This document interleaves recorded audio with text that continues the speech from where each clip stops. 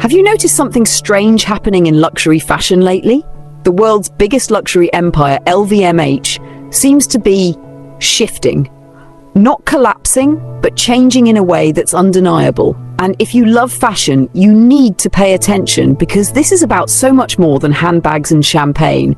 Today we're unpacking exactly what's going on with LVMH, why their numbers and cultural hold aren't what they used to be, and what this means for the future of fashion, luxury, and even how wealth signals itself in public spaces.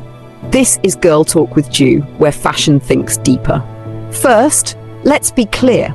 LVMH is still a powerhouse, with brands like Louis Vuitton, Dior, Fendi, Celine, Loewe, and even non-fashion houses like Moet and Hennessy under its umbrella. It's the largest luxury group in the world. But for the first time in years, cracks are showing, and you can feel it both in the financial reports and on the streets. Luxury resale platforms are flooded with monogram canvas bags. TikTok is filled with creators debating whether designer bags are even worth it anymore. Even celebrity style has pulled away from full logo looks in favor of quiet luxury or entirely new aesthetics. What happened? Psychologically, what we're seeing is a shift in social. Historically, luxury was about exclusivity, things so rare and so expensive they were inaccessible to most. LVMH's brilliance was in making luxury more attainable without sacrificing the feeling of exclusivity. But when you mass-produce exclusivity, eventually it loses its power. In psychology, this is called status saturation.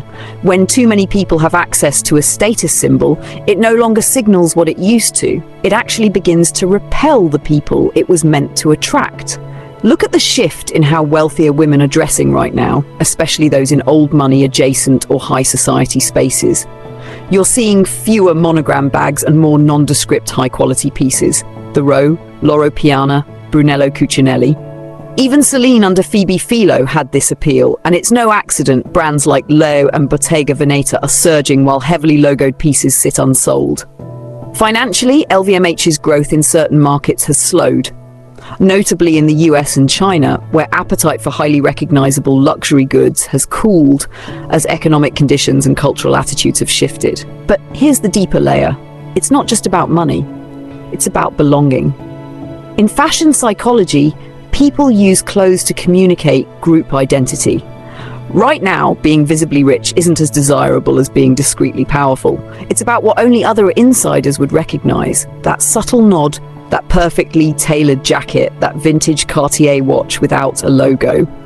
And while LVMH has brands that play in this quiet space, like Loro Piana and parts of Dior, their most profitable products remain the loud monogrammed pieces. And that's exactly where the decline starts to show.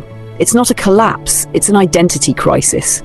Can LVMH keep selling mass-market luxury while also appealing to the ultra-wealthy and style insiders who no longer want those mass products?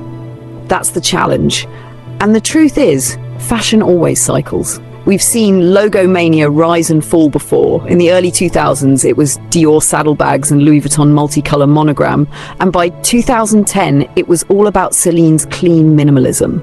This is another pivot, but it hits differently now because luxury's customer base is so much broader than it used to be.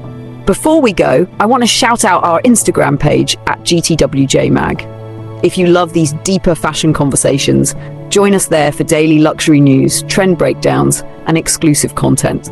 And if you take anything from this video, let it be this. Wealth, style, and power don't always announce themselves. Often, they whisper. This is Girl Talk with Ju, where fashion thinks deeper. And as always, let's leave with a little perspective.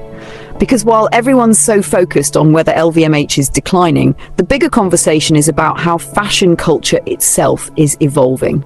What people value, what people signal, and how they want to be seen is shifting fast. And it's no longer about flashing status to the masses, it's about communicating to the right people in the room. I've said it before, and I'll say it again, the shyest people in the world aren't worried about what TikTok thinks is old money aesthetic or whether a bag is in this season. They invest in what feels authentic, what carries cultural weight, and what whispers wealth rather than screams for attention. Right now, I'm seeing so many elegant, style-anchored women pivot toward heritage pieces, vintage Cartier, heirloom jewelry, clean tailoring from brands like The Row, Kate, and Loro Piana. The trend isn't no luxury, it's better luxury. Subtle luxury, informed luxury, the kind of fashion that's rooted in history, craftsmanship, and personal meaning. And let's be honest, LVMH isn't going anywhere. It's far too smart for that. What we'll probably see is a recalibration. They'll lean heavier into their discreet luxury brands, perhaps reimagine what modern status symbols look like, and continue to tap into celebrity culture while flirting with the quiet luxury movement. That's the LVMH way.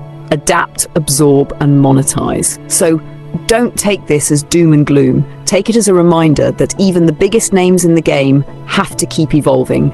And you, yes, you watching this, have a front row seat to one of the most fascinating culture shifts in luxury history.